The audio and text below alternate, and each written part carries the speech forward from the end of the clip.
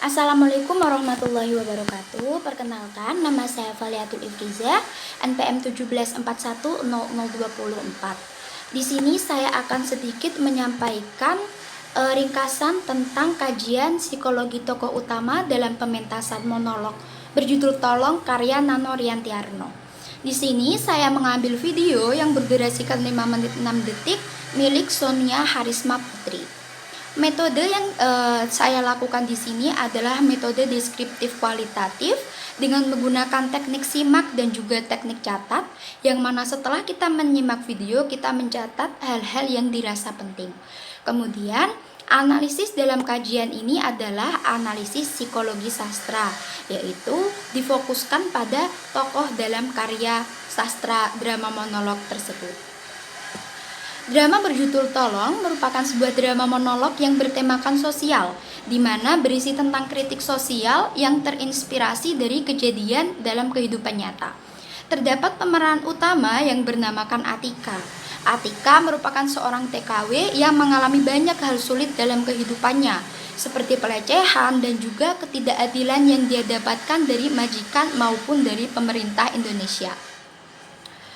Analisis psikologi yang dimaksud di sini adalah dilakukan berdasarkan dengan adegan yang dilakukan oleh tokoh utama dalam drama, seperti gerak-gerik, seperti ucapan tokoh maupun tingkah laku yang dilakukan oleh tokoh utama dalam pementasan drama monolog.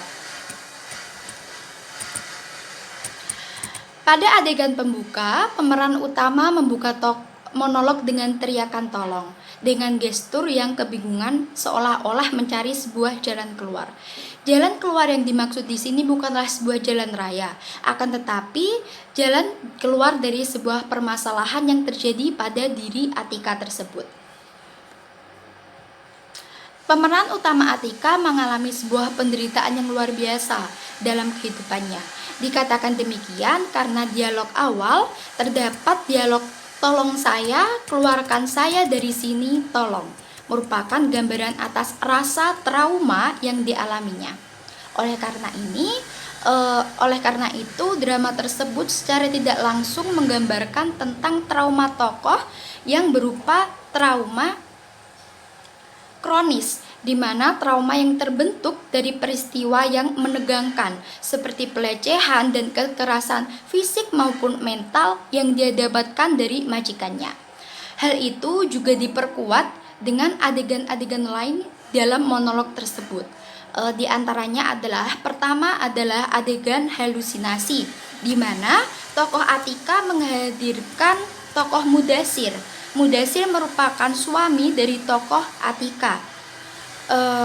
Kemudian tokoh Atika meresponnya dengan mengomentari, bercerita, protes, dan mengajak Mudasir ke dalam ceritanya. Adapun kutipannya adalah, "Kamu Mudasir, kenapa tidak mengenali saya lagi? Saya Atika, istrimu."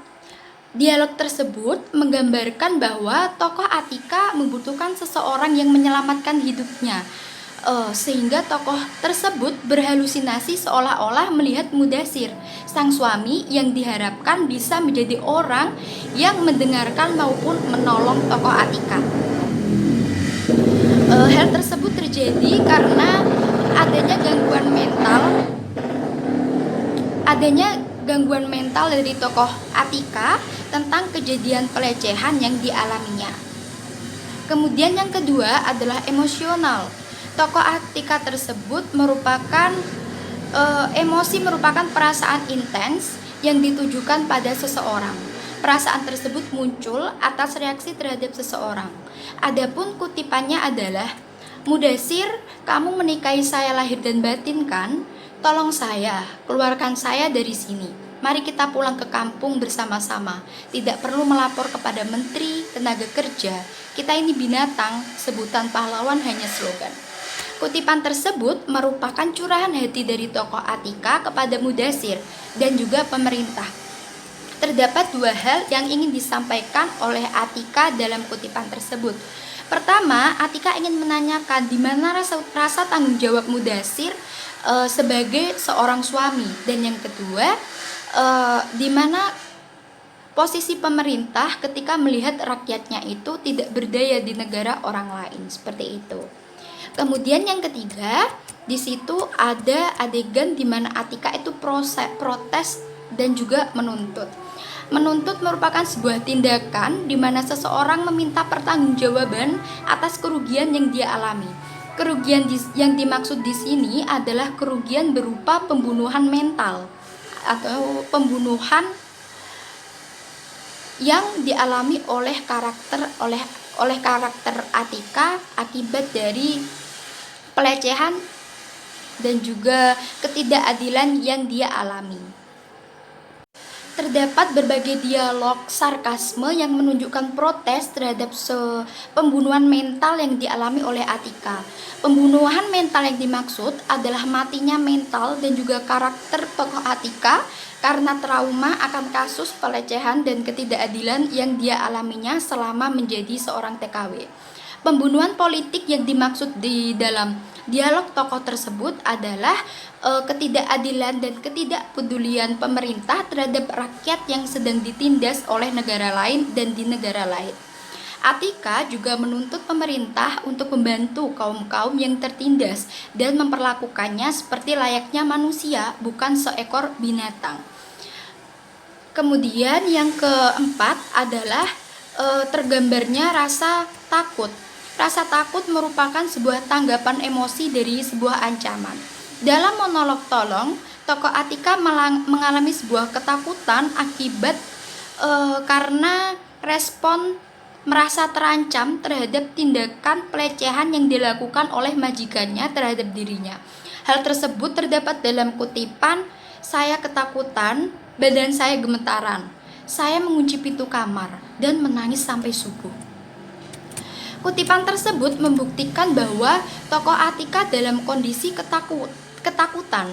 Hal tersebut dia sampaikan ketika dia mengingat-ingat dan menceritakan kembali hal yang dialami ketika dia mengalami pelecehan oleh majikannya.